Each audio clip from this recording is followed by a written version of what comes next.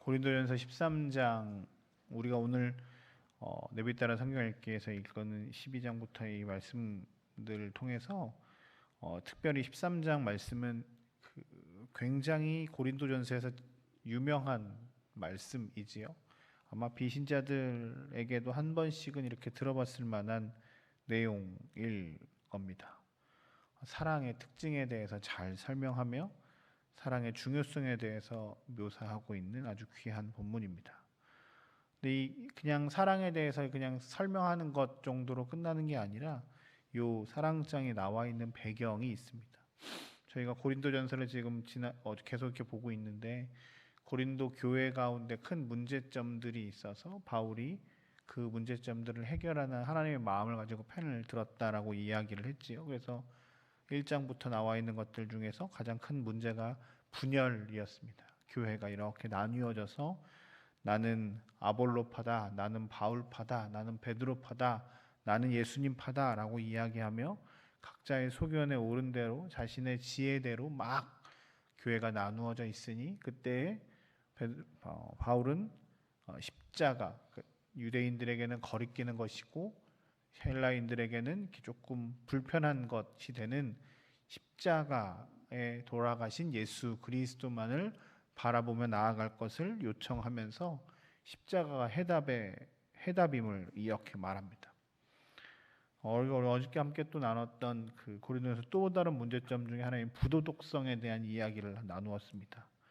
5장부터 8장까지 성윤리, 교회 가운데 재판, 결혼, 노예 문제, 우상 앞에 음식들 이런 것들을 쭉 이야기하면서 모든 것이 가하지만 유익한 것이 아니다. 그리고 우리의 삶이 하나님께 속해 있고 우리가 우리의 육체와 우리의 모든 것이 하나님의 것임을 인정하고 살라고 말하고 있습니다.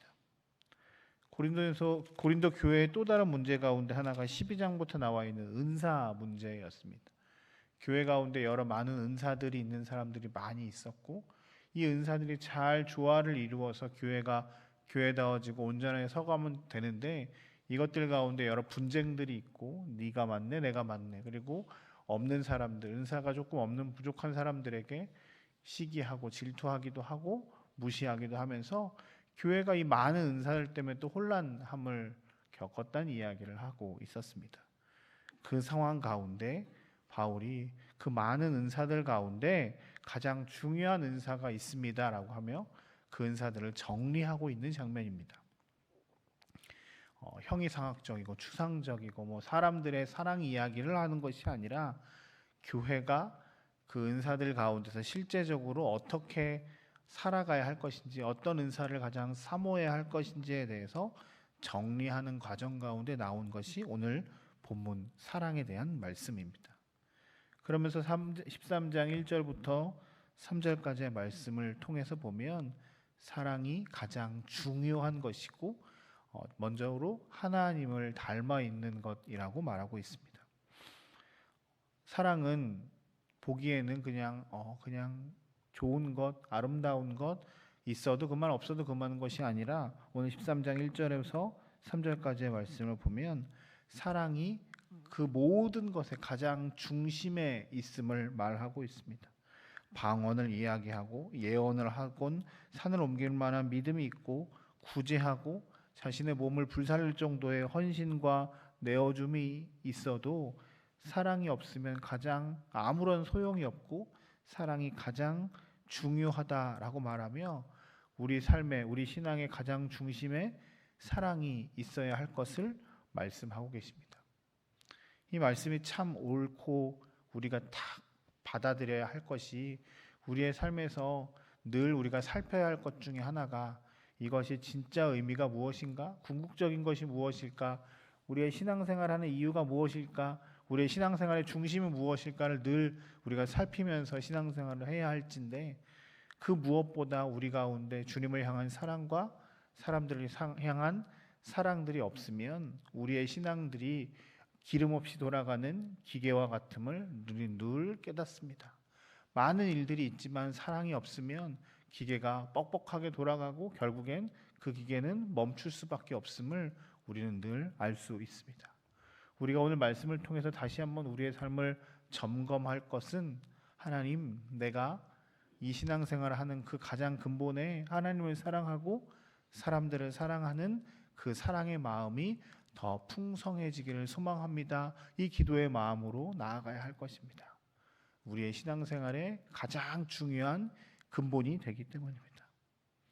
또한 이 사랑은 하나님을 참 닮아 있습니다. 특별히 가장 먼저 사랑에 대해서 언급하면서 나오는 것이 아름답다, 귀하다가 아니라 사랑은 오래 참는다라고 표현하고 있습니다. 저는 이 사랑을 시작할 때 오래 참는다라고 하는 이 말이 참 좋습니다. 참는다는 건 기본적으로 감정을 억제하는 소극적인 것에서부터 타인으로부터 내가 손해를 입거나 어려움을 당할 때 혹 복수를 하고 싶은 마음들까지 나오는 적극적인 것들을 참는 것을 의미합니다. 타인을 향해 참는 것. 근데 이 참는 것이 하나님의 사랑과 참 닮아 있습니다. 우리가 늘 하나님 앞에서 부족하고 전역한 존재이고 늘 하나님을 떠나려 하지만 하나님은 늘 우리를 참으시고 인내해 주셨습니다. 얼마나 참으셨나요? 구약 성경을 보면 하나님은 매번 예언자들과 말씀을 통해서 이스라엘 사람들에게 그리고 우리에게 돌아오라고 말씀하십니다. 신약 성경에서는 그것을 70번씩 7번이라는 표현을 쓰기도 하셨습니다.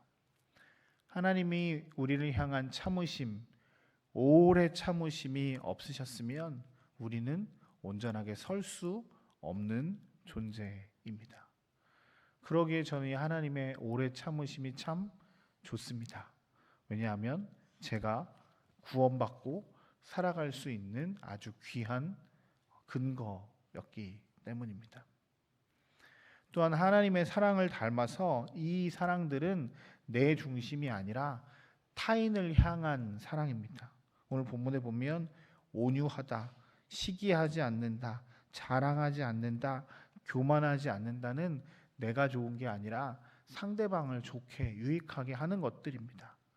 내가 드러나고 내가 높아지고 내가 막 이렇게 되는 것이 아니라 나를 낮추고 나를 내려놓고 상대방을 향한 마음들을 계속 나타내는 것이 사랑이라고 말합니다. 오늘 우리가 사랑에 대해서 다 이 새벽에 할 수 없지만 가장 중요한 것, 이 사랑이 하나님을 닮아 있는 것, 그리고 내 중심이 아니라 타인을 향한 마음이 있는 것, 이것만으로도 우리는 사랑에 대해서 많은 것들을 깨닫습니다.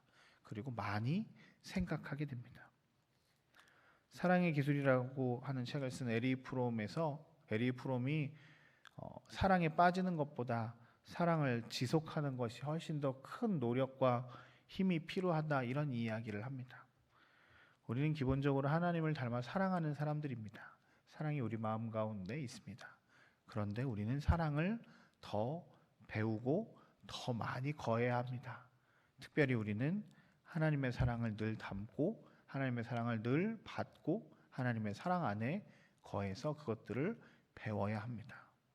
우리의 성품과 우리의 삶이 변하지 않으면 우리가 온전해지지 않기 때문입니다. 오늘 우리에게 주셨던 이 하나님의 말씀, 사랑이 가장 중요하고 사랑이 하나님의 사랑을 닮아 타인을 향해 있음을 기억하며 오늘도 우리의 삶에서 하나님의 사랑이 풍성해지고 우리가 사랑의 사람으로 온전히 서는 하나님의 사람들이 되시길 주의 이름으로 축복합니다. 우리 잠깐 함께 같이 말씀을 묵상하시면서 기도했으면 좋겠습니다.